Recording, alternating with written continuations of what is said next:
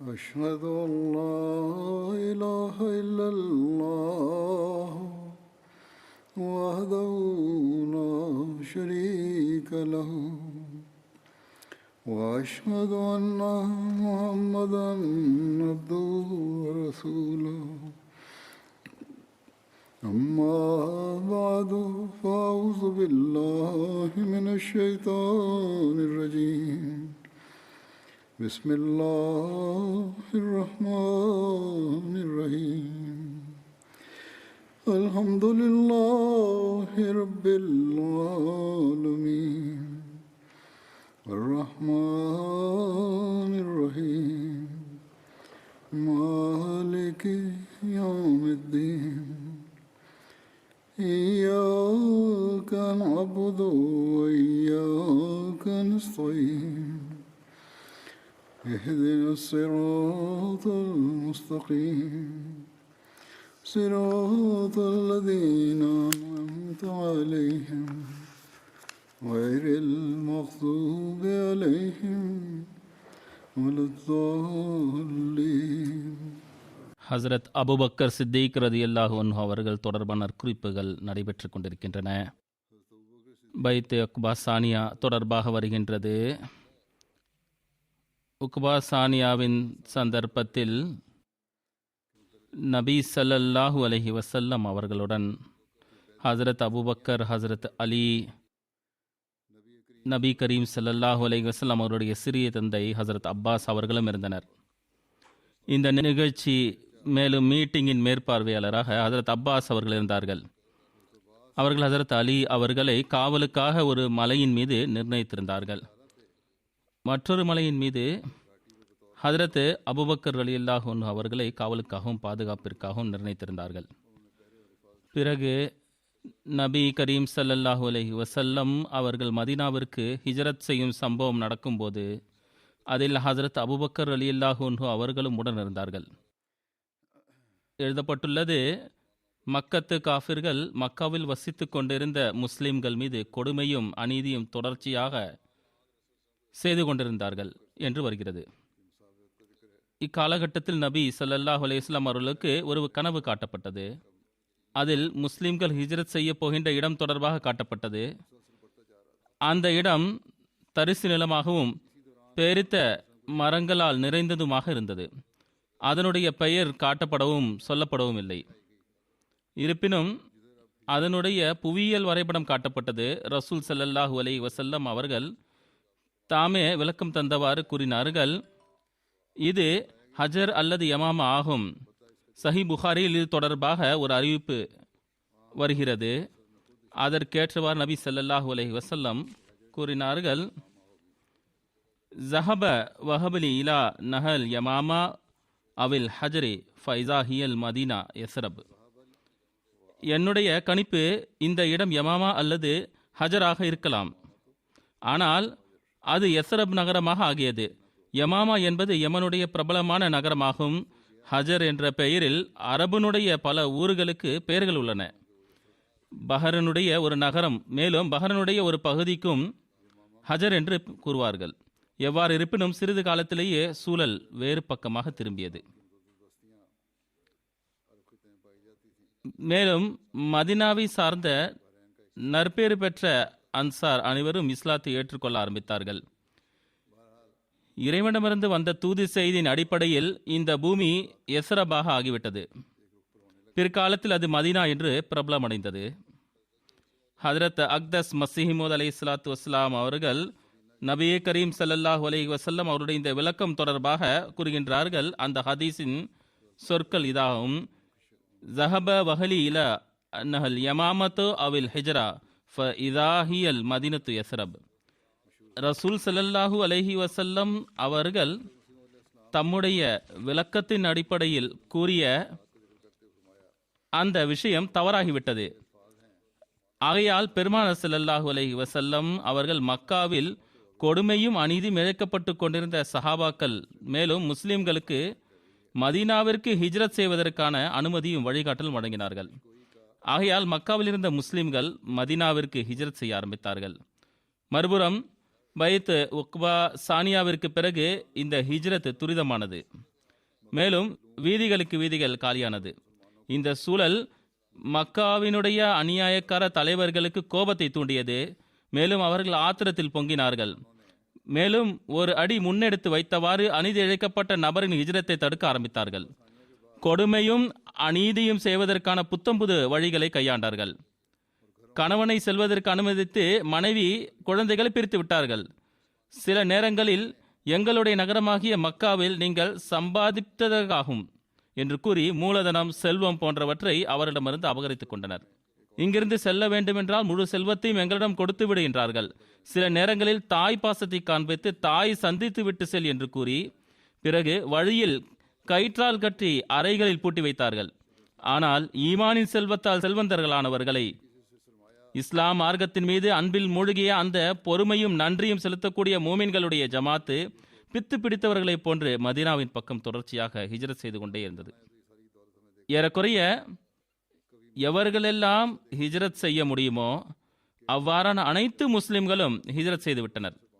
தற்போது மிகவும் பலகீனமான ஆதரவற்ற முஸ்லிம்கள் மட்டுமே எஞ்சியிருந்தனர். இவர்கள் தொடர்பாக திருக்குர்ஆன் கூறுகின்றது, இல்லல் முஸ்தல்ஃபீன மினர் ரிஜாலி வன்னிசாயி வல்வில்தானி லா யஸ்ததியூன ஹீலத்தன் வலா யஹ்ததூன சபீலா. எந்தவிதமான சாக்குகளும் கிடைக்காத, வெளி செல்வதற்கான வழி ஏதும் இல்லாத பலவீனமாக்கப்பட்ட ஆண்கள், பெண்கள், குழந்தைகள் மட்டுமல்லாமல் பெருமானார் ஸல்லல்லாஹு அலைஹி வஸல்லம் அவர்களும் அப்பொழுது வரை மக்காவில் இறைவனுடைய கட்டளைகளுக்காக காத்திருந்தார்கள். ஹஜ்ரத் அலி அவர்களும் மக்காவிலே இருந்தார்கள். இருப்பினும் ஹஜ்ரத் அபூபக்கர் சித்தீக் ரலியல்லாஹு அன்ஹு அவர்கள் ஹிஜ்ரத் செய்வதற்கு அனுமதி வேண்டினார்கள். ஆனால் காத்திருக்கவும் என்றார்கள். எனக்கும் ஹிஜ்ரத் செய்வதற்கு அனுமதி கிடைக்கும் என்று எதிர்பார்க்கின்றேன். அல்லது ஒரு அறிவிப்பின் அடிப்படையில் ரசூல் ஸல்லல்லாஹு அலைஹி வஸல்லம் அவர்கள் கூறினார்கள், அவசரப்படாதீர்கள், அல்லாஹ் உங்களுக்கு ஒரு தோழரை ஏற்பாடு செய்வதற்கு வாய்ப்புகள் உள்ளது என்றார்கள். இதன் மீது ஹஜ்ரத் அபூபக்கர் ரலியல்லாஹு அன்ஹு அவர்கள் கூறினார்கள், அல்லாஹ்வின் தூதரே ஸல்லல்லாஹு அலைஹி வஸல்லம், எனது பெற்றோர் தங்கள் மீது அர்ப்பணம், தாங்களுக்கும் ஹிஜ்ரத் செய்வதற்கு அனுமதி கிடைக்குமா? அதாவது ஹிஜ்ரத்தின் காரணத்தினால் நபி ஸல்லல்லாஹு அலைஹி வஸல்லம் அவர்களின் பிரிவின் துக்கம் தூரமாகிவிட்டது. ஹஜ்ரத் அபூபக்கர் ரலியல்லாஹு அன்ஹு அவர்கள் இந்த நற்செய்தியை கேட்டதன் பிறகு திரும்பி வந்து விட்டார்கள். பிறகு ஹிஜ்ரத் செய்வதற்கான தம்முடைய எண்ணத்தை ஒத்திவைத்தார்கள். மேலும் அவர்கள் நுட்பமான ஞானத்தின் மூலம் 2 ஒட்டகங்களை வாங்கி அதனை சிறப்பாக கவனித்து ஹிஜ்ரத்தின் பயணத்திற்காக தயார் செய்தார்கள். இந்த விஷயம் தொடர்பாக ஹஜ்ரத் முஸ்லிம் மௌத் ரலியல்லாஹு அன்ஹு அவர்கள் கூறுகிறார்கள், ரசூல் ஸல்லல்லாஹு அலைஹி வஸல்லம் அவர்கள் மேலும் அன்னாருடைய தோழர்கள் ஹிஜ்ரத்திற்கான ஆயத்தம் செய்ய ஆரம்பித்தார்கள். ஒன்றன் பிறகு மற்றொன்று குடும்பமாக மக்காவிலிருந்து காணாமல் போக ஆரம்பித்தது. இறைவனுடைய ஆட்சிக்காக காத்திருந்த அந்த மக்கள் தைரியம் காண்பித்தார்கள். சில சந்தர்ப்பங்களில் ஒரே இரவில் ஒரு முழு வீதியின் வீடுகளுக்கு பூட்டுகள் போடப்பட்டிருந்தன. காலையில் நகரவாசிகள் வீதி அமைதியாக இருப்பதை பார்த்தனர். மேலும் அந்த வீதியில் உள்ள அனைவரும் மதீனாவிற்கு ஹிஜ்ரத் செய்து விட்டார்கள் என்று அறிந்தனர். மேலும் மக்காவின் மக்களிடம் பரவிக் கொண்டிருந்த இஸ்லாத்தின் இந்த ஆழமான தாக்கத்தை பார்த்து வியப்படைந்தார்கள். இறுதியாக மக்கா நகரம் முஸ்லிம்கள் இல்லாததாக ஆகிவிட்டது. சில அடிமைகள் மற்றும் பெருமானார் ஸல்லல்லாஹு அலைஹி வஸல்லம், ஹஜ்ரத் அபூபக்கர், ஹஜ்ரத் அலி அவர்கள் மட்டுமே எஞ்சியிருந்தனர். பிறகு மக்கத்து காஃபிர்களுக்கு மற்ற நபர்களை விட பெருமானார் ஸல்லல்லாஹு அலைஹி வஸல்லம் அவர்கள் மீது இயல்பாகவே அதிகமான வெறுப்பும் காழ்ப்புணர்ச்சியும் இருந்தது. ஏனென்றால் அன்னாருடைய போதனைகளின் காரணத்தினால்தான் மக்களிடம் இணை வைப்பிற்கான எதிர்ப்பு உருவானது. அவர்கள் பெருமானார் ஸல்லல்லாஹு அலைஹி வஸல்லம் அவர்களை கொன்று விட்டார்கள் என்றால் மீதமுள்ள ஜமாத்து தம்முடைய வாதத்திலிருந்து திரும்பி விடுவார்கள் என்று அவர்கள் அறிந்திருந்தார்கள். ஆனால் இந்த அனைத்து கஷ்டங்களுக்கும் பிறகும் சஹாபாக்களுக்கு ஹிஜ்ரத் செய்யும்படி கட்டளை வழங்கினார்கள். ஆனால் தாமோ துக்கம் கஷ்டங்களை சகித்துக்கொண்டு மக்காவிலிருந்து ஹிஜ்ரத் செய்யவில்லை.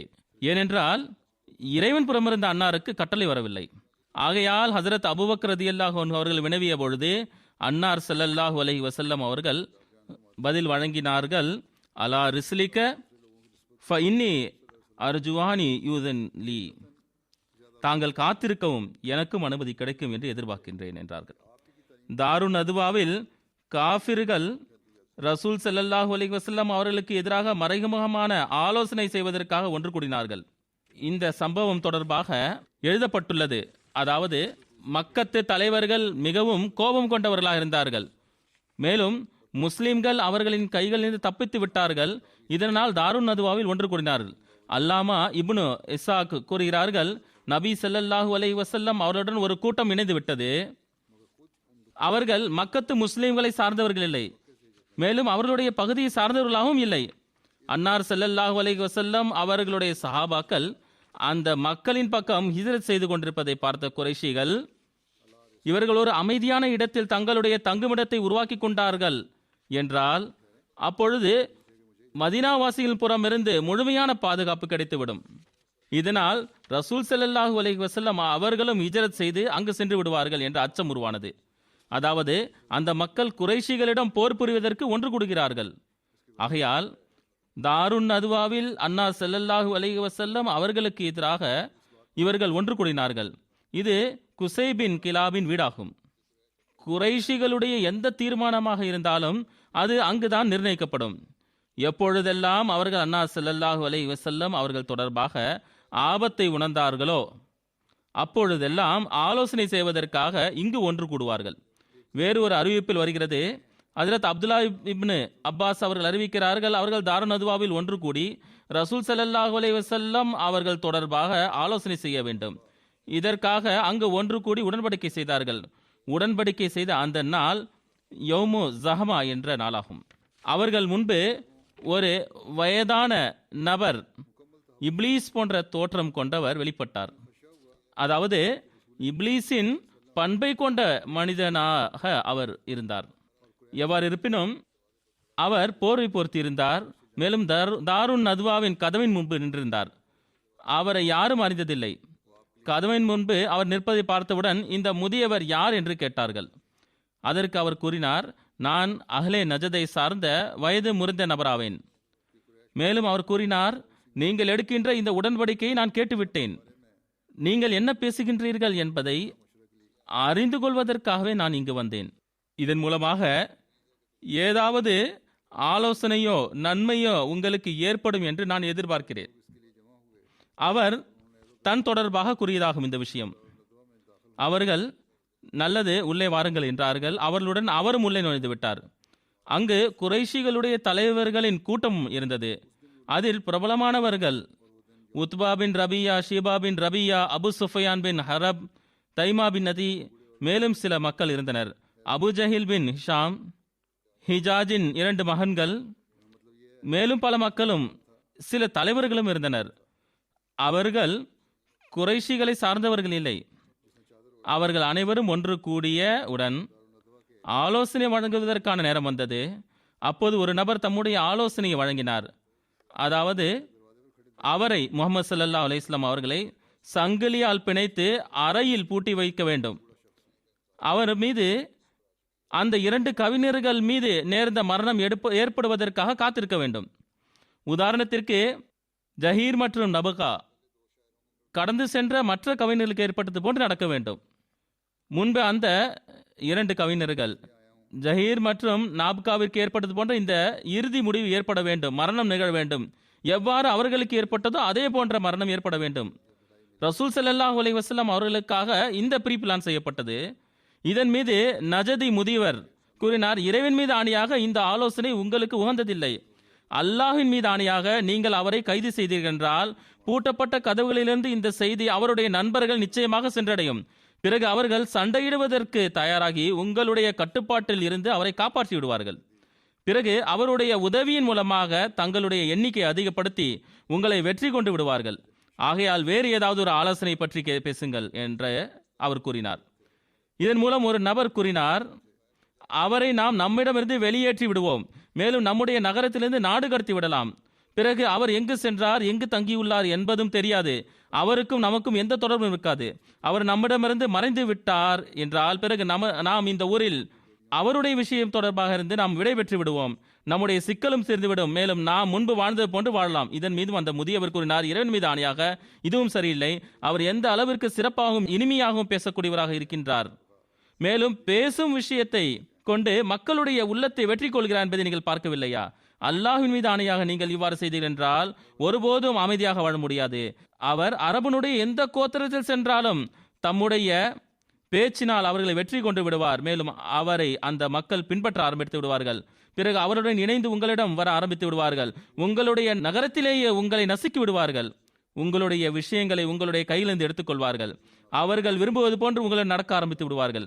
ஆகையால் வேறு ஏதாவது ஆலோசனை யோசித்து பாருங்கள். இதன் மூலம் அபூஜஹில் கூறினான், குறைஷிகளின் ஒவ்வொரு கோத்திரத்திலிருந்தும் உயர் குலத்தை சார்ந்த ஒரு வலுவான இளைஞரை தேர்வு செய்து அவர்களின் ஒவ்வொருவரிடமும் கூர்மையான வெட்டக்கூடிய வாளை வழங்க வேண்டும். அவர் மீது ஒரு நபர் தாக்குதல் தொடுப்பது போன்று தாக்கல் தொடுக்க வேண்டும். மேலும் அவரை கொன்றுவிட வேண்டும். இவ்வாறு அவரை விட்டு நமக்கு நிம்மதி கிடைத்துவிடும். அவ்வாறு கொள்வதன் மூலமாக அவருடைய கொலை சம்பந்தமான விஷயம் அனைத்து கோத்திரத்திற்கும் அதற்கான பங்களிப்பு கிடைத்துவிடும். மேலும் பனு அப்தே முனாஃப் அனைத்து கோத்திரங்கள் மீதும் போர் செய்ய முடியாது. ஆகையால் ஈட்டுத்தொகை பெறுவதற்காக அவர்கள் தயாராகி விடுவார்கள். மேலும் நாம் ஈட்டுத்தொகை வழங்கிவிடலாம். இதன் மீது அந்த நஜதி முதிவர் கூறினார், இந்த நபருடைய ஆலோசனை தான் ஆலோசனையாகும், மற்ற அனைத்துமே வீண் பேச்சுகளாகும். ஆகையால் அனைவரும் இந்த ஆலோசனை ஏற்றுக்கொண்டார்கள். மறுபுறம் அல்லாஹ் பெருமானார் ஸல்லல்லாஹு அலைஹி வஸல்லம் அவர்களுக்கு அனைத்து விஷயங்களையும் தெரியப்படுத்தி விட்டான். எவ்வாறு என்றால் வருகின்றது, ஃபைதா மக்கரு பிகல்லதீன கஃபரு லி யுஸ்பிதூக அவ் யக்துலூக அவ் யுஹ்ரிஜூக வ யம்குரூன வயம்குருல்லா வல்லாஹு கைருல் மாக்கிரீன். நிராகரிப்பவர்கள் உம்மை ஓரிடத்தில் சிறைப்படுத்தி வைப்பதற்காக அல்லது உம்மை கொண்டு விடுவதற்காக அல்லது உம்மை வெளியேற்றுவதற்காக உமக்கு எதிராக திட்டங்கள் தீட்டிக் கொண்டிருந்த நேரத்தை நினைத்து பார்ப்பீராக. இவ்வாறு அவர்களும் திட்டம் தீட்டினார்கள். அல்லாஹும் திட்டம் தீட்டினான். திட்டம் தீட்டுபவர்களில் அல்லாஹ் மிகச்சிறந்தவனாவான். இதனுடன் ஜிப்ரைல் மூலமாக பெருமானார் ஸல்லல்லாஹு அலைஹி வஸல்லம் அவர்களுக்கு ஹிஜ்ரத்திற்கான அனுமதி வழங்கப்பட்டது. ஹஜ்ரத் மஸீஹ் மவ்ஊத் அலைஹிஸ்ஸலாத்து வஸ்ஸலாம் அவர்கள் கூறுகிறார்கள், மக்கத்து காஃபிர்கள் பெருமானார் ஸல்லல்லாஹு அலைஹி வஸல்லம் அவர்களை கொல்வதற்கான எண்ணம் கொண்டனர். அப்பொழுது அல்லாஹ் தன்னுடைய தூய நபி ஸல்லல்லாஹு அலைஹி வஸல்லம் அவர்களுக்கு இந்த தீய எண்ணம் தொடர்பாக செய்தி தெரிவித்தான். மேலும் மக்காவிலிருந்து மதீனாவிற்கு ஹிஜ்ரத் செய்வதற்கான கட்டளையை வழங்கினான். பிறகு வெற்றியும் உதவியுடனும் திரும்பி வருவதற்கான நற்செய்தியையும் வழங்கினான். புதன்கிழமை மதிய வேளையில் சுட்டெரிக்கும் வெயில் நேரத்தில் இந்த சோதனைக்கான அந்த செய்தி இறைவன் புறமிருந்து இறங்கியது. ஹிஜ்ரத் செய்வதற்கான அனுமதி கிடைத்தவுடன் பெருமானார் ஸல்லல்லாஹு அலைஹி வஸல்லம் பாதுகாப்பு நடவடிக்கைகளை மேற்கொண்டவாறு ஹஜ்ரத் அபூபக்கர் ரலியல்லாஹு அன்ஹு அவர்களின் வீட்டிற்கு சரியாக மதிய நேரத்தில் சென்றார்கள். அந்த நேரம் மக்காவாசிகள் பொதுவாக தங்களுடைய வீடுகளில் இருக்கும் நேரமாக இருந்தது. மேலும் ஒருவர் மற்றவரை சந்திக்காத நேரமாக இருந்தது.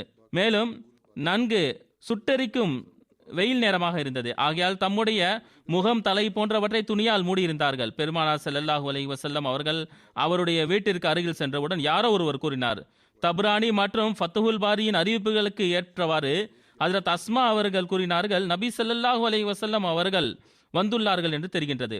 அப்பொழுது எனது தாய் தந்தையார் அன்னார் மீது தியாகமாகட்டும், அல்லாஹ்வின் மீது ஆணையாக நபி ஸல்லல்லாஹு அலைஹி வஸல்லம் அவர்கள் இந்த நேரத்தில் இங்கு வருகை தந்துள்ளார்களா என்று அவர்கள் கூறினார்கள். மேலும் இதனுடனேயே அவர்கள் வருகையின் காரணம் மிக முக்கியமானதாக இருக்கும் என்று கூறியவாறு ஹஜ்ரத் அபூபக்கர் ரலியல்லாஹு அன்ஹு மிகவும் நேசத்தை வெளிப்படுத்தியவாறு வெளியே சென்றார்கள்.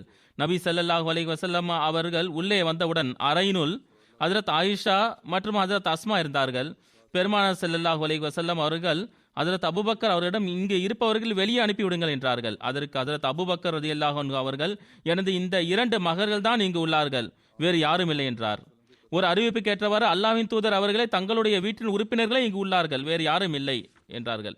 அப்பொழுது பெருமானார் ஸல்லல்லாஹு அலைஹி வஸல்லம் அவர்கள், அபூபக்கர் எனக்கு ஹிஜ்ரத் செய்வதற்கான அனுமதி கிடைத்து விட்டது என்றார்கள். ஹஜ்ரத் அபூபக்கர் ரலியல்லாஹு அன்ஹு அவர்கள் தம்மை அறியாமலே அல்லாஹ்வின் தூதர் ஸல்லல்லாஹு அலைஹி வஸல்லம் அவருடன் நான் தங்களுடன் இருப்பேனா? பெருமானார் ஸல்லல்லாஹு அலைஹி வஸல்லம் அவர்கள் ஆம் என்று பதிலளித்தார்கள். இது புகாரின் அறிவிப்பாகும். மகிழ்ச்சியில் ஹஜ்ரத் அபூபக்கர் ரலியல்லாஹு அன்ஹு அவர்கள் அழ ஆரம்பித்தார்கள். ஹஜ்ரத் ஆயிஷா ரலியல்லாஹு அன்ஹா அறிவிக்கின்றார்கள், மகிழ்ச்சியிலும் மனிதன் அழுவான் என்பதை அன்றுதான் முதல் முறையாக நான் அறிந்தேன். இதற்கு பிறகு ஹிஜ்ரத் செய்வதற்கான எல்லா திட்டங்களும் வகுக்கப்பட்டன.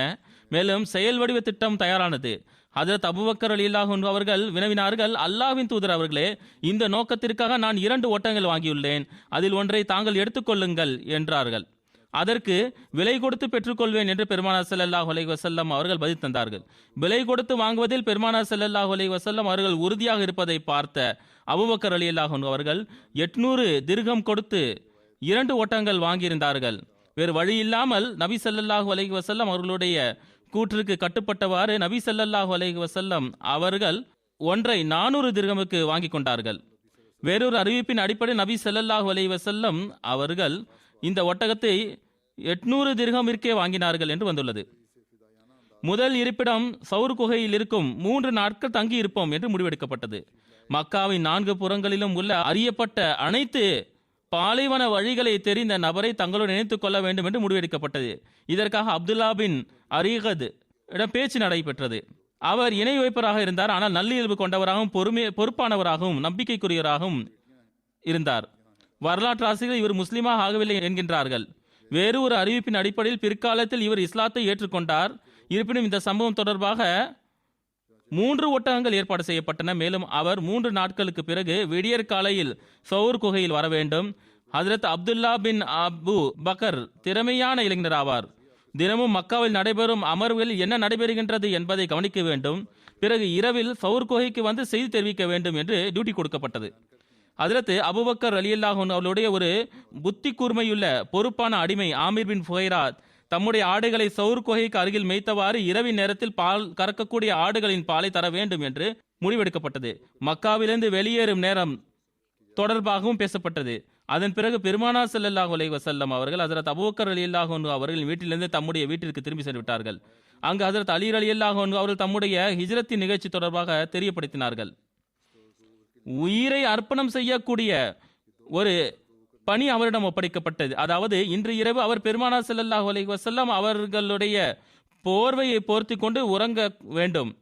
அது பச்சை நிறமோ அல்லது வேறொரு அறிவிப்புக்கு ஏற்றவாறு சிவப்பு நிற ஹஸ்ரமி போர்வையாக இருந்தது. பெருமானார் ஸல்லல்லாஹு அலைஹி வஸல்லம் அவர்கள் உயிரை அர்ப்பணம் செய்யும் இந்த தொண்டருக்கு இறைவனுடைய உதவியும் நம்பிக்கையும் ஊட்டியவாறு கூறினார்கள். கவலைப்பட வேண்டாம், நிம்மதியாக என்னுடைய படுக்கையில் உறங்கிக் கொண்டிருங்கள். எதிரிகள் உங்களை ஒன்றும் செய்ய முடியாது. மேலும் உண்மையாளரும் நம்பிக்கைக்குரியவருமான இறைவனின் தூதர் ஸல்லல்லாஹு அலைஹி வஸல்லம் அவர்களுக்கு மக்கா வாசிகளின் அமானிதங்கள் சம்பந்தமாக கவலை இருந்தது. மேலும் தம்முடைய பொறுப்பு தொடர்பாக கவனம் இருந்தது. ஆகையால் அலி அவர்களிடம் கூறினார்கள், மக்களிடம் அவர்களுடைய அமானிதத்தை திருப்பி கொடுத்ததன் பிறகு எனக்கு பின்னால் வந்து விடுங்கள். அதாவது ஹஜ்ரத் அலி அவர்களிடம் கூறினார்கள், அமானிதங்களை திருப்பி கொடுத்து அதன் பிறகு மதீனா வந்து விடும் என்றார்கள். ஆகையால் ஹஜ்ரத் அலி ரலியல்லாஹு அன்ஹு அவர்கள் 3 நாட்கள் மக்காவில் தங்கியிருந்து பெருமானார் ஸல்லல்லாஹு அலைஹி வஸல்லம் அவர்களின் பொறுப்பில் இருந்த மக்களுடைய அமானிதங்களை திருப்பி கொடுக்கும் இந்த பணியை முடித்தவுடன் அன்னார் ஸல்லல்லாஹு அலைஹி வஸல்லம் அவர்களை குபாவில் சந்திக்குமாறு கூறினார்கள். பெருமானார் ஸல்லல்லாஹு அலைஹி வஸல்லம் அவர்கள் வீட்டிலிருந்து வெளியேறினார்கள். அப்போது மக்காவை சார்ந்த குறிப்பான வீரர்களின் கண்களில் கோபத்தின் கொதிப்பு இருந்தது. அவர்கள் வாள் ஏந்தியவாறு நபி ஸல்லல்லாஹு அலைஹி வஸல்லம் அவர்கள் வீட்டிற்கு முன்பு முற்றுகையிட்டிருந்தார்கள். அதாவது எப்பொழுது இரவு நன்றாக ஆகுமோ அப்பொழுது நாம் தாக்குதலை தொடுத்து ஒரே முறையில் ரசூல் ஸல்லல்லாஹு அலைஹி வஸல்லம் அவர்களை கொண்டு விடலாம் என்று இருந்தார்கள். இதற்கு அபூஜஹில் தலைமை வகித்துக் கொண்டிருந்தார். மிகவும் ஆணவத்துடன் ஏளனமாக கூறினான், முகம்மது கூறுகிறார், நீங்கள் அவரை பின்பற்றினீர்கள் என்றால் நீங்கள் அரபு மற்றும் அரபு அல்லாதவர்களுடைய மன்னர்களாக ஆக்கப்படுவீர்கள். பிறகு நீங்கள் உங்களுடைய மரணத்திற்கு பிறகு எழுப்பப்படுவீர்கள். மேலும் உங்களுக்கு ஜோர்டனில் உள்ள தோட்டங்களை போன்ற தோற்றம் உருவாக்கப்படும். நீங்கள் செய்யவில்லை என்றால் உங்களுக்கு இடையில் சண்டை ஏற்படும் என்று கூறுகிறார் என்றான். அப்பொழுது பெருமானார் ஸல்லல்லாஹு அலைஹி வஸல்லம் அவர்கள் வெளியே வந்தார்கள். மேலும் இவ்வாறு தான் நான் கூறுகிறேன் என்றார்கள். மேலும் சூரா யாசீனுடைய இந்த வசனத்தை ஓதினார்கள். யாசீன் வல் குர்ஆனில் ஹக்கீம் இன்னக லமினல் முர்சலீன் அலா சிராத்தி முஸ்தகீம் தன்சீலில் அஸீஸில் ரஹீம் லிதுன்சிர கௌமம் மா உன்சிர ஆபாவும் ஃபஹும் காஃபிலூன் லக்கத் ஹக்கல் கௌல அலா அக்ஸரிஹிம் ஃபஹும் லா யுமினூன் இன்னா ஜஅல்னா ஃபீ அனாகிம் அக்லாலன் ஃபஹிய இலல் அத்கானி ஃபஹும் முக்மஹூன் வஜஅல்னா மின் பைனி ஐதீஹிம் சத்தம் வ மின் கல்ஃபிஹிம் சத்தன் ஃபக்ஷைனாஹும் ஃபஹும் லா யுப்சிரூன். தலைவரே, நாம் ஞானம் நிறைந்த குர்ஆன் நீர் தலைவர் என்பதற்கு சான்றாக வழங்குகின்றோம். நிச்சயமாக நீர் தூதர்கள் சேர்ந்த ஒருவர். நீர் நேரான வழியில் இருக்கின்றீர். இது வல்லோனும் மேன்மேலும் கருணை காட்டுவனாக இறைவனால் இறக்கப்பட்டதாகும். எச்சரிக்கை செய்யப்படாத மூதாதையரை கொண்ட மக்களுக்கு நீர் எச்சரிக்கை செய்வதற்காக இது அருளப்பட்டது. மேலும் அவர்கள் கவனமற்றவர்களாவார்கள். நிச்சயமாக நம் வாக்கு அவர்களுள் பெரும்பாலார் குறித்து உண்மையாயிற்று. ஏனென்றால் அவர்கள் நம்பிக்கை கொள்வதில்லை.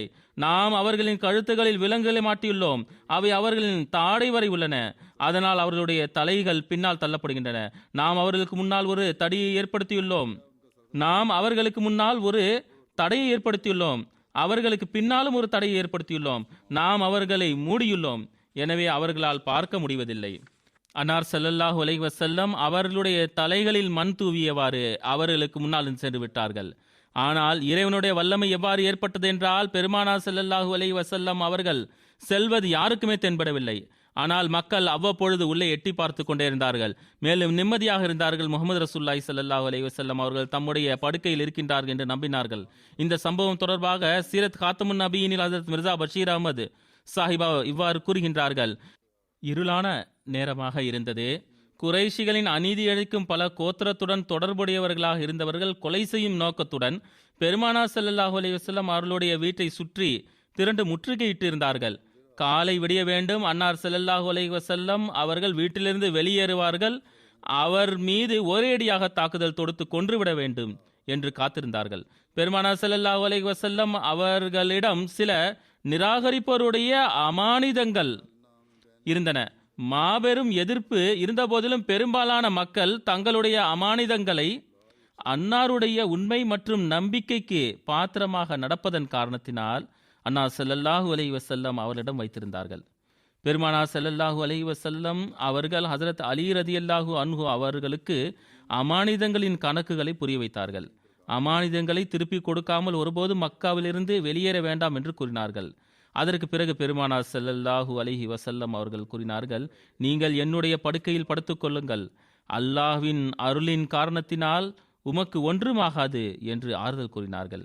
அவர் அங்கு படுத்துக்கொண்டார். மேலும் பெருமானார் ஸல்லல்லாஹு அலைஹி வஸல்லம் அவர்கள் தம்முடைய சிவப்பு நிற போர்வையை அவர்களுக்கு போர்த்தி விட்டார்கள். அதன் பிறகு அல்லாஹ்வின் பெயரை கூறியவாறு வீட்டிலிருந்து வெளியேறினார்கள். அந்த தருணத்தில் முற்றுகையிடுபவர்கள் அன்னாருடைய கதவின் முன் நின்று கொண்டிருந்தார்கள். அவர்கள் இரவின் முற்பகுதியில் வீட்டிலிருந்து வெளியேறுவார்கள் என்பதே அறியாமல் இருந்தார்கள். இந்த விஷயம் தொடர்பாக கவனக்குறைவுடன் அவர்கள் இருந்தார்கள். அவர்களுடைய கண்களில் மண் தூவியவாறு அவர்களுக்கு இடையிலிருந்தே வெளியேறிவிட்டார்கள். அவர்களுக்கு இது தெரியாமல் போயிற்று. அந்த குறைஷிகள் பெருமானார் ஸல்லல்லாஹு அலைஹி வஸல்லம் அவர்களின் வீட்டை முற்றுகை செய்து கொண்டே இருந்தார்கள். சில நேரத்திற்கு பிறகு வீட்டை எட்டி பார்ப்பார்கள். அப்பொழுது ஹஜ்ரத் அலி ரலியல்லாஹு அன்ஹு அவர்கள் அந்த இடத்தில் படுத்திருப்பதை பார்த்து அமைதியாகி விடுவார்கள். ஆனால் காலை விடிந்தது, அவர்களுக்கு தெரிய வந்தது, அவர்களுடைய வேட்டை பொருள் அவர்களுடைய கையிலிருந்து வெளியேறிவிட்டது. அப்பொழுது அவர்கள் இங்கும் அங்கும் ஓட ஆரம்பித்தார்கள். மக்காவின் தெருக்களில் உள்ள சஹாபாக்களின் வீடுகளை தேடினார்கள். ஆனால் ஒன்றும் புலப்படவில்லை. இந்த கோபத்தில் அவர்கள் ஹஜ்ரத் அலி ரலியல்லாஹு அன்ஹு அவர்களை பிடித்தார்கள், சிறிது அடிக்கவும் செய்தார்கள். ஹஜ்ரத் மஸீஹ் மவ்ஊத் அலைஹிஸ்ஸலாத்து வஸ்ஸலாம் அவர்கள் இந்த சம்பவம் தொடர்பாக கூறுகிறார்கள், பெருமானார் ஸல்லல்லாஹு அலைஹி வஸல்லம் அவர்கள் யாரும் அறியாமல் பழைய நகரத்தை விட்டு சென்றார்கள். மேலும் எதிரிகள் கொல்லும் எண்ணத்துடன் அந்த வீட்டின் 4 புறத்தையும் முற்றுகையிட்டிருந்தார்கள். அப்பொழுது மிகவும் நேசத்திற்குரியவர், அவருடைய இருப்பு அன்பு மற்றும் நம்பிக்கையால் நிறைந்திருந்தது. உயிரை பணயம் வைத்து பெருமானார் ஸல்லல்லாஹு அலைஹி வஸல்லம் அவர்களுடைய படுக்கையில் நபி ஸல்லல்லாஹு அலைஹி வஸல்லம் அவர்களுடைய வழிகாட்டலுக்கு இணங்க தம்முடைய முகத்தை மூடியவாறு படுத்திருந்தார்கள். மேலும் அவரையே ரசூல் ஸல்லல்லாஹு அலைஹி வஸல்லம் ஆவார்கள் என்று எண்ணி கொலை செய்வதற்காக அங்கே இருக்க வேண்டும், மேலும் அன்னாரை தேடி சென்று விடக்கூடாது என்பதற்காக படுத்திருந்தார்கள். கஸ் பஹர் கசே சர்நஹத் ஜான் நிஃப்ஷானத் இஷ்கஸ்த் கே ஈ கார்பஸ் சிதுக்கே கனானந்த். அதாவது எவரும் வேறு ஒருவருக்காக தம்முடைய தலையை கொடுப்பதில்லை, மேலும் தம்முடைய உயிரையும் கொடுப்பதில்லை. இது நேசமாகும். முழுமையான பற்றின் காரணத்தினால் மனிதனம் வெளிப்படுகின்றது. எவ்வாறு இருப்பினும் பெருமானார் ஸல்லல்லாஹு அலைஹி வஸல்லம் அவர்கள் இரவின் ஒரு பொழுதில் தம்முடைய வீட்டிலிருந்து வெளியேறினார்கள். நேரம் தொடர்பாக அறிவிப்புகள் உள்ளன, எந்த நேரத்தில் வெளியேறினார்கள் என்று. கருத்து வேறுபாடுகள் அதில் இருக்கின்றன. சிலர் இரவின் முற்பகுதி, சிலரோ நடு இரவு, வேறு சிலரோ கடைசி இரவு என்று கூறுகிறார்கள். எவ்வாறு இருப்பினும் பெருமானார் ஸல்லல்லாஹு அலைஹி வஸல்லம் அவர்கள் தம்முடைய வீட்டிலிருந்து வெளியேறிய நேரம் தொடர்பான அறிவிப்புகளில் கருத்து வேறுபாடுகள் தென்படுகின்றன. அது தொடர்பாக உங்களுக்கு கூறுகிறேன். ஒரு அறிவிப்பாளர் பதிவு செய்கின்றார், தாங்கள் இரவின் கடைசி பகுதியில் வீட்டிலிருந்து வெளியேறினார்கள். முகமது ஹுசைன் ஹைக்கல் எழுதுகிறார், இரவின் கடைசி பொழுதில் பெருமானார் ஸல்லல்லாஹு அலைஹி வஸல்லம் அவர்கள் இணை வைப்பவர்களின் கவனக்குறைவின் காரணத்தினால் அபூபக்கர் ரலியல்லாஹு அன்ஹு அவர்களின் வீட்டிற்கு வெளியேறினார்கள். அங்கிருந்து இருவரும் வீட்டின் பின் வழியாக வெளியேறி தெற்கு பகுதியில் சௌர் கோய்க்கு செல்ல ஆரம்பித்தார்கள். வேறொரு அறிவிப்பில் வருகிறது, பெருமானார் ஸல்லல்லாஹு அலைஹி வஸல்லம் அவர்கள் நடு இரவில் வெளியினார்கள். தலாயில் நுபுவாவில் வருகிறது, ரசூல் ஸல்லல்லாஹு அலைஹி வஸல்லம் அவர்கள் ஹஜ்ரத் அபூபக்கர் ரலியல்லாஹு அன்ஹு அவர்களுடன் நடு இரவின் பொழுது சௌர் குகைக்கு செல்ல ஆரம்பித்தார்கள். மதாரிஜ் நுபுவாவில் வருகின்றது, பெருமானார் ஸல்லல்லாஹு அலைஹி வஸல்லம் அவர்கள் ஹிஜ்ரத் செய்வதற்கான எண்ணம் கொண்டு மாலையிலேயே ஹசரத் அலி கரமுல்லா வஜ்ஹு அவர்களிடம் கூறினார்கள், இன்று இரவு நீங்கள் இங்கேயே உறங்குங்கள், ஏனென்றால் இணை வைப்பவர்களுக்கு சந்தேகம் ஏற்பட்டு உண்மை தெரிந்துவிடக் கூடாது. ஹஜரத் மிர்சா பஷீர் அஹமத் சாஹிப் அவர்கள் நபி ஸல்லல்லாஹு அலைஹி வஸல்லம் அவர்கள் இரவின் முற்பகுதியில் வீட்டிலிருந்து வெளியினார்கள் என்று எழுதிய அது தொடர்பாக விளக்கம் தந்தவாறு குறிப்பிடுகின்றார்கள். முற்றுகை எடுப்பவர்கள் அன்னாருடைய வீட்டிற்கு முன்பு இருந்தார்கள். இந்த அளவிற்கு இரவின் முற்பகுதி வீட்டிலிருந்து வெளியே வருவார்கள் என்று அவர்கள் சிந்திக்கவில்லை. அவர்கள் கவனம் குறைவுடன் இருந்தார்கள். அதாவது அவர்களுடைய கண்களில் மண் தூவி விட்டு அவர்களுக்கு இடையிலிருந்து வெளியேறி விடுவார்கள் என்ற சிந்தனை அவர்களுக்கு இல்லை. பெருமானார் ஸல்லல்லாஹு அலைஹி வஸல்லம் அவர்கள் அமைதியான முறையில் வேகமாக மக்காவின் வீதிகளை கடந்து சென்றார்கள். சிறிது நேரத்திலேயே வசிப்பிடங்களை விட்டு வெளியேறிவிட்டார்கள். சௌர் குகைக்கு செல்ல ஆரம்பித்தார்கள். ஹஜ்ரத் அபூபக்கர் ரலியல்லாஹு அன்ஹு அவர்களுடன் முன்பே எல்லா விஷயங்களும் பேசப்பட்டு விட்டது. அவரும் வழியில் வந்து இணைந்து கொண்டார்கள். ஹஜ்ரத் முஸ்லிமோர் ரலியல்லாஹு அன்ஹு அவர்கள் அறிவிப்புகளிலிருந்து எடுத்துக்கூறிய விஷயம் இதுவாகும். மக்காவின் மக்கள் அன்னாருடைய வீட்டிற்கு முன்பு அன்னாரை கொலை செய்வதற்காக ஒன்று கூடியிருந்த அந்த நேரம் அன்னார் ஸல்லல்லாஹு அலைஹி வஸல்லம் இரவின் இருளில் ஹிஜ்ரத் செய்யும் எண்ணத்துடன் வீட்டிலிருந்து வெளியேறினார்கள். மக்காவின் மக்கள் உறுதியாக சந்தேகம் கொள்வார்கள் என்கின்ற அந்த எண்ணம் முஹம்மது ரசூலுல்லாஹி ஸல்லல்லாஹு அலைஹி வஸல்லம் அவர்களுக்கு இருந்தது. இருப்பினும் அவர்களுக்கு முன்பு அன்னார் ஸல்லல்லாஹு அலைஹி வஸல்லம் அவர்கள் செல்லும் பொழுது இவர் வேறு யாரோ என்று அவர்கள் எண்ணினார்கள். மேலும் தாக்குதல் தொடுக்க போகும் தங்களுடைய எண்ணம் இந்த நபருக்கு தெரிந்து முஹம்மது ரசூலுல்லாஹி ஸல்லல்லாஹு அலைஹி வஸல்லம் அவர்களுக்கு சென்றுவிடக்கூடாது என்று இவர்கள் ஒதுங்கி நின்று கொண்டார்கள். அந்த இரவிற்கு முன்பே ஹஜ்ரத் அபூபக்கர் ரலியல்லாஹு அன்ஹு அவர்களுக்கு ஹிஜ்ரத் செய்யும் செய்தி தரப்பட்டிருந்தது. ஆகையால் அவரும் பெருமானார் ஸல்லல்லாஹு அலைஹி வஸல்லம் அவர்களிடம் வந்து இணைந்து கொண்டார்கள். இருவரும் சிறிது நேரத்திலே மக்காவிலிருந்து புறப்பட்டார்கள். ஹஜ்ரத் மஸீஹ் மவ்ஊத் அலைஹிஸ்ஸலாத்து வஸ்ஸலாம் அவர்களின் கூற்றுகளின் அடிப்படையில் நபி ஸல்லல்லாஹு அலைஹி வஸல்லம் காலையில் வீட்டிலிருந்து வெளியேறினார்கள். அன்னார் ஸல்லல்லாஹு அலைஹி வஸல்லம் வெளியேறும் பொழுது எந்த எதிரியும் பார்க்கவில்லை. ஆனால் அது காலை நேரமாக இருந்தது. அனைத்து எதிரிகளும் அன்னாருடைய வீட்டை முற்றுகை செய்திருந்தார்கள். ஆகையால் அல்லாஹ் தஆலா சூரா யாசினில் கூறியது போன்று அந்த அனைத்து எதிரிகளுடைய கண்களிலும் திரையிடப்பட்டு விட்டது என்று மஸீஹ் மவ்ஊத் அலைஹிஸ்ஸலாம் அவர்கள் கூறுகின்றார்கள். எவ்வாறு இருப்பினும் பல்வேறு விதமான அறிவிப்புகள் உள்ளன. இதன் விளைவு காஃபிர்களுக்கு பெருமானார் ஸல்லல்லாஹு அலைஹி வஸல்லம் அவர்கள் சம்பந்தமான செய்திகள் இல்லை என்பது இதனுடைய கருத்து இதுவாகும். தம்முடைய வீட்டிலிருந்து வெளியேறி எந்த பக்கம் சென்றார் என்பது தொடர் பல்வேறு அறிவிப்புகள் உள்ளன. ஒரு அறிவிப்பின் அடிப்படையில் பெருமானார் ஸல்லல்லாஹு அலைஹி வஸல்லம் அவர்கள் தம்முடைய வீட்டிலிருந்து வெளியேறினார்கள். ஹஜ்ரத் அபூபக்கர் ரலியல்லாஹு அன்ஹு அவர்கள் தம்முடைய வீட்டிலிருந்து வழியில் ஏதோ ஒரு இடத்தில் இருவரும் ஒன்று சேர்ந்தார்கள். அங்கிருந்து சௌர் குகைக்கு செல்ல ஆரம்பித்தார்கள். வேறு அறிவிப்பில் உள்ளது, பெருமானார் ஸல்லல்லாஹு அலைஹி வஸல்லம் அவர்கள் தம்முடைய வீட்டிலிருந்து சௌர் குகைக்கு செல்ல ஆரம்பித்தார்கள். சிறிது நேரத்திற்கு பிறகு ஹஜ்ரத் அபூபக்கர் ரலியல்லாஹு அன்ஹு அவர்கள் பெருமானார் ஸல்லல்லாஹு அலைஹி வஸல்லம் அவர்களுடைய வீட்டிற்கு வந்தார்கள். அப்பொழுது ஹஜ்ரத் அலி ரலியல்லாஹு அன்ஹு அவர்கள் பெருமானார் ஸல்லல்லாஹு அலைஹி வஸல்லம் அவர்கள் சௌர் குகைக்கு சென்று கொண்டிருக்கின்றார்கள், அவருக்கு பின்னால் செல்லுங்கள் என்று கூறினார்கள். ஹஜ்ரத் அபூபக்கர் ரலியல்லாஹு அன்ஹு அவர்கள் பெருமானார் ஸல்லல்லாஹு அலைஹி வஸல்லம் அவர்களுக்கு பின்னால் செல்ல ஆரம்பித்தார்கள். இந்த அறிவிப்பு மிகவும் பலவீனமானதாகும். இதிலிருந்து ஹஜ்ரத் நபி ஸல்லல்லாஹு அலைஹி வஸல்லம் அவர்கள் ஹஜ்ரத் அபூபக்கர் ரலியல்லாஹு அன்ஹு அவர்களுக்காக காத்திருந்தார்கள், அவர் காலதாமதமாகிவிட்டார் என்ற தாக்கம் தென்படுகிறது. மேலும் ஹஜ்ரத் அபூபக்கர் ரலியல்லாஹு அன்ஹு அவர்களுக்கு நபி ஸல்லல்லாஹு அலைஹி வஸல்லம் அவர்கள் எந்த பக்கமாக சென்றார்கள் என்ற விஷயம் தெரியவில்லை. மேலும் ஹஜ்ரத் அலி ரலியல்லாஹு அன்ஹு அவர்கள் அன்னாருக்கு கூறுவது போன்று உள்ளது, ஹிஜ்ரத் போன்ற மிக முக்கியமான ரகசியமான ஒரு பயணம் தொடர்பாக ஹஜ்ரத் அபூபக்கர் ரலியல்லாஹு அன்ஹு போன்ற அறிவுடைய பொறுப்பான நபர் கவனக்குறைவுடன் இருந்தார் என்றால் அது சாத்தியமில்லை. ஆகையால் இந்த அறிவிப்பை விட வேறு புத்தகங்களில் உள்ள மற்ற அறிவிப்புகள் மிக சரியானதாக உள்ளது, அறிவுக்கும் பொருத்தமானதாக தோன்றுகிறது. பெருமானார் ஸல்லல்லாஹு அலைஹி வஸல்லம் அவர்கள் தம்முடைய வீட்டில் இருந்து நேராக ஹஜ்ரத் அபூபக்கர் ரலியல்லாஹு அன்ஹுவின் வீட்டிற்கு சென்றார்கள். அங்கிருந்து ஹஜ்ரத் அபூபக்கர் ரலியல்லாஹு அன்ஹுவுடன் சௌர் குகைக்கு செல்ல ஆரம்பித்தார்கள். அந்த சந்தர்ப்பத்தில் ஹஜ்ரத் அபூபக்கர் ரலியல்லாஹு அன்ஹுவின் இரண்டு பற்றுள்ள தைரியமான மகள்கள் ஹஜ்ரத் ஆயிஷா மற்றும் ஹஜ்ரத் அஸ்மா பயணத்திற்கான உணவை விரைவாக தயார் செய்தார்கள். அதில் வேக வைத்த ஆட்டு இறைச்சியும் இருந்தது. நிலைமையின் முக்கியத்துவத்தை கருத்தில் வைத்தவாறு விரைவாக தோலால் செய்யப்பட்ட உணவின் பாத்திரத்தை கட்டுவதற்கு ஒன்றும் கிடைக்காததால் ஹஜ்ரத் அஸ்மா அவர்கள் இடுப்பில் கட்டியிருந்த துணியை கழற்றி இரண்டு துண்டாக கிழித்து உணவை கட்டினார். ஒன்றின் மூலமாக உணவின் பாத்திரத்தின் வாயையும் மற்றொன்றின் மூலமாக குவளையின் மூடியையும் கட்டினார். நபி ஸல்லல்லாஹு அலைஹி வஸல்லம் அவர்கள் இந்த சந்தர்ப்பத்தில் இவர்களுடைய செயல்களை பார்த்து கொண்டிருந்தார்கள். மேலும் கூறினார்கள், அஸ்மாவே, அல்லாஹ் உனக்கு இந்த துணிக்கு பகரமாக சொர்க்கத்தின் 2 துணிகளை வழங்குவான். அதாவது அது இடுப்பில் கட்டியிருந்த துணியாகும். பெருமானார் ஸல்லல்லாஹு அலைஹி வஸல்லம் அவருடைய இந்த கூற்றின் காரணத்தினால் ஹஜ்ரத் அஸ்மா அவர்கள் ஜாத்துன் நகாத்தைன் என்று அழைக்கப்பட்டார்கள்.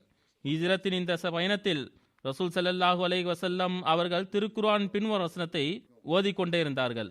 வ குர் ரப்பி அத்கில்னி முத்கல சித்கின் வ அக்ரிஜ்னி முஹ்ரஜ சித்கின் வஜ்அல்லி மின் லதுன்க சுல்தானன் நஸீரா.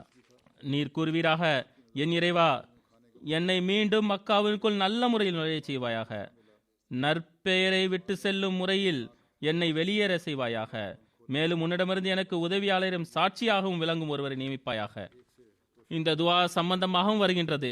அல்ஹம்துலில்லாஹில்லதி ஹலகனி வலம் ஷையன் அல்லாஹும்ம அன்னி அலா ஹவுலித் துனியா வ இப்வாக்கில் தஹரி வ மசாயில் லியாலி வல்யாமி அல்லாஹும்ம அஸ்ஹிப்னி ஃபி சஃப்ரி வ அஹ்லஃப்னி ஃபி அஹ்லி வ பாரிக்லி ஃபீமா ரஸக்தனி வலக ஃபதில்னி வ அலா சாலிஹி ஹல்கி ஃபகவ்வினி வ இலா ரப்பி ஃபஹபிப்னி வ இலன் நாஸ ஃபலா தகில்னி அந்த ரப்புல் முஸ்அல்ஃபீன வ அந்த ரப்பி அஊது பி வஜ்ஹிகல் கரீமுல்லதி அஷ்ரகத லஹுஸ் ஸமாவாதி வல் அர்த் வ கஷிஃபத் பிஹி ஸுலுமாத் வ சுலஹு இலைஹி அல் அம்ரு அவ்வலீன வல் ஆഖിറீன ஐ யஹ்லு பிஹி கதபுக அவ் யன்ஸில அலைய சக்துக அஊது பிக மின் ஸவாலி நிஅமதிக ஃபுஜஅத்தில் ஹிக்மதி வ தஹ்வீலில் ஆகிபதிக வ ஜமீ சக்திக லகல் உக்பா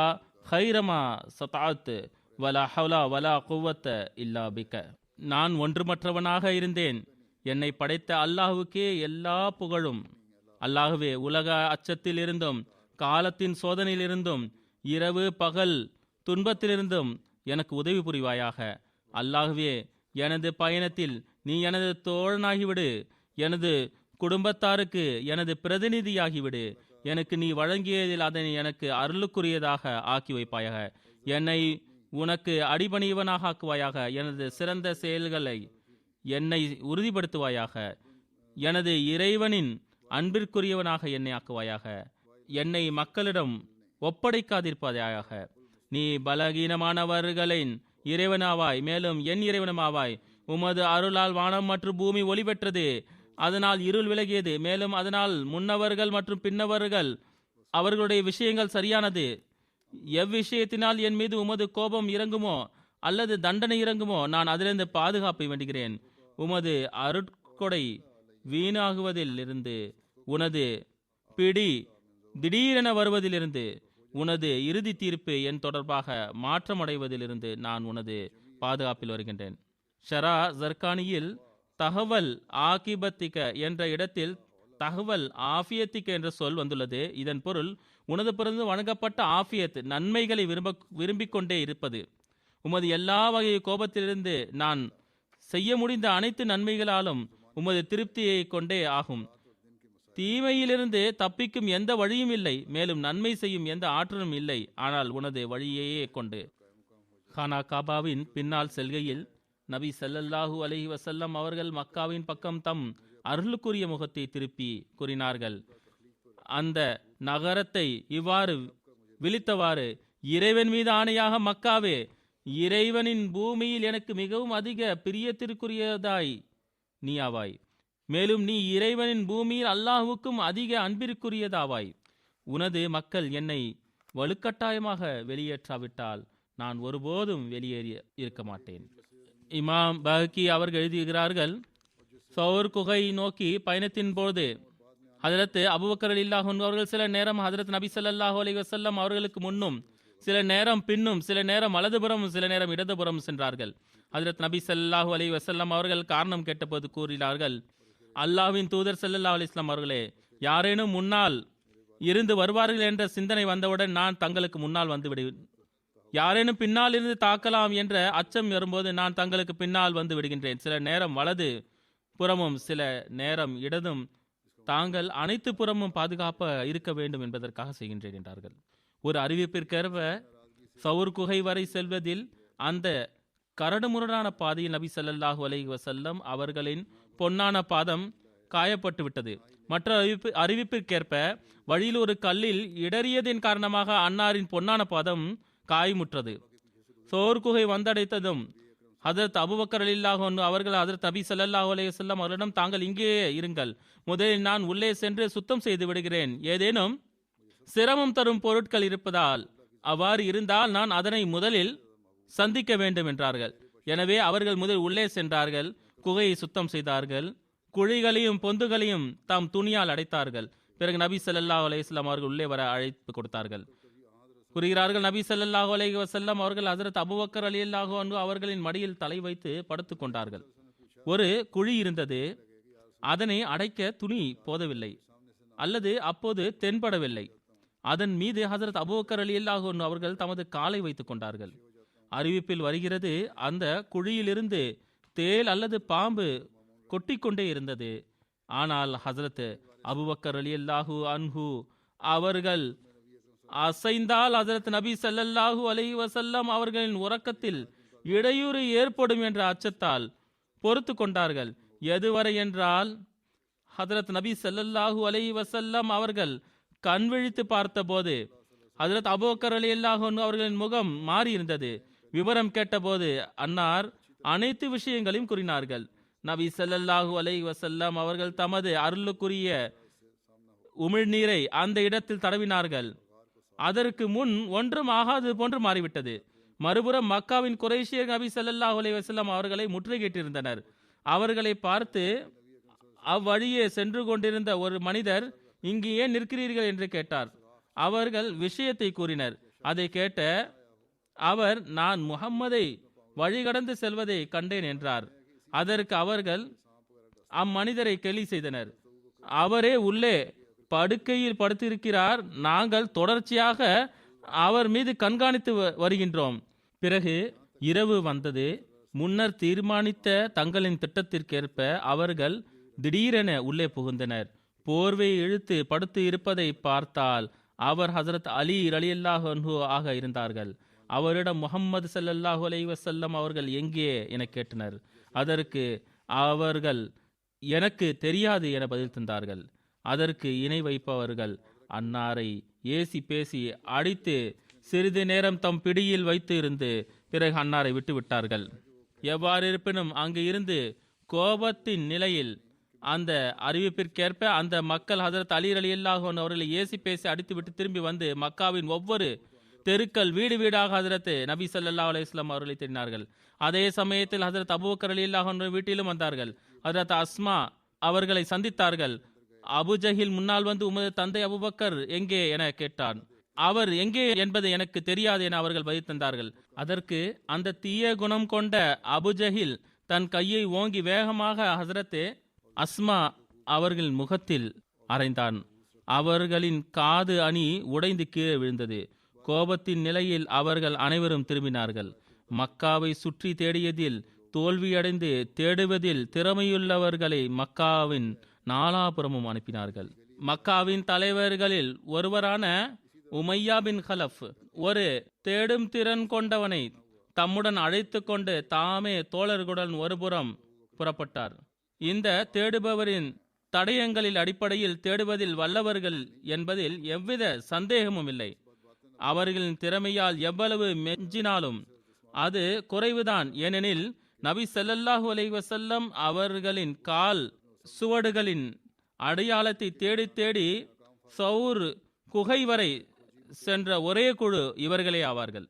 முஹம்மது ஸல்லல்லாஹு அலைஹி வஸல்லம் அவர்களின் பாத சுவடு இங்கே வரை தான் வந்துள்ளது, இதனை கடந்து செல்லவில்லை என்றனர். அல்லாமா பிலாதரி அவர்கள் இந்த தேடுபவரின் பெயர் அல்கமா பின் காஸ் என்று கூறுகிறார்கள். மக்கா வெற்றியின் போது இஸ்லாத்தை ஏற்றுக்கொண்டதாக எழுதுகின்றார்கள். சவுர் குகை வாயிலில் நின்று பேசிக்கொண்டு இருந்தனர். ஹிஜ்ரத் செய்யும் இருவரும் அப்போது அந்த குகையின் உள்ளே மறைந்திருந்தார்கள். அவர்களின் பேச்சுக்களை கேட்டுக்கொண்டிருந்தனர். மரா ஹஜ்ரத் அபூபக்கர் ரலியல்லாஹு அன்ஹு அவர்கள் கூறுகின்றார்கள், நான் அவர்களின் கால்களை பார்த்தேன். இறைவன் மீது ஆணையாக அவர்கள் எவரேனும் உள்ளே எட்டி பார்த்தால் நாங்கள் பிடிபட்டு இருப்போம். ஆனால் ஆபத்தான அந்த தருணத்தில் இவர்கள் இருவர் மட்டும் தனியாக இருக்கவில்லை. மாறாக மூன்றாவது அவர்களுடன் எவன் கையில் பூமி மற்றும் வானத்தின் பிடி உள்ளதோ அந்த இறைவன் இருந்தான். அவன் அனைத்தின் மீது ஆற்றல் உள்ளவன் ஆவான். அவன் ஒருபுறம் அவர்கள் அங்கு வருவதற்கு முன் தனது ஆச்சரியமான வல்லமை மூலம் ஒரு மரத்தை வளரச் செய்தான். சிலந்தியை அனுப்பி குகை வாயிலில் வலையை உண்டாக்கினான். ஒரு ஜோடி புறாவை அங்கு அனுப்பி கூடுகட்டி முட்டையிட செய்தான். இது அறிவிப்பில் உள்ளது. எவ்வாறு இருப்பினும் இதன் பிறகு இறைவன் ஹஜரத் நபி ஸல்லல்லாஹு அலைஹி வஸல்லம் அவர்களுக்கு எவ்வாறு ஆறுதல் வழங்கினான், அல்லது அல்லாஹ்வின் கட்டளையினால் ஹஜரத் நபி ஸல்லல்லாஹு அலைஹி வஸல்லம் அவர்கள் இந்த அனைத்து விஷயங்களையும் பார்த்த பிறகு ஹஜரத் அபூபக்கர் ரலியல்லாஹு அன்ஹு அவர்களுக்கு எவ்வாறு ஆறுதல் வழங்கினார்கள், இந்த அனைத்து விஷயங்களையும் பார்த்ததன் பிறகு இதனுடைய சிக்ரு இன்ஷா அல்லாஹ் எதிர்வரும் காலங்களில் சொல்லப்படும்.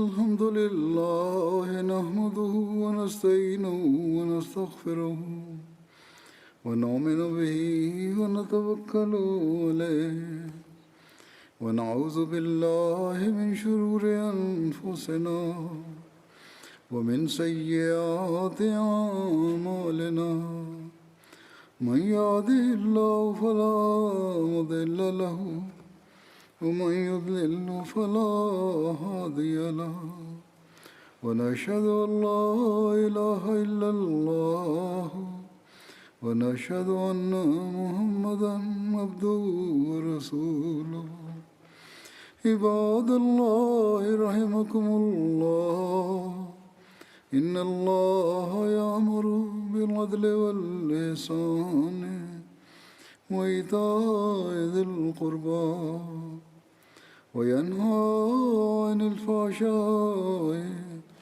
والمنكر والبغي يعظكم لعلكم تذكرون اذكروا الله يذكركم وادعوه يستجب لكم ولذكر الله أكبر.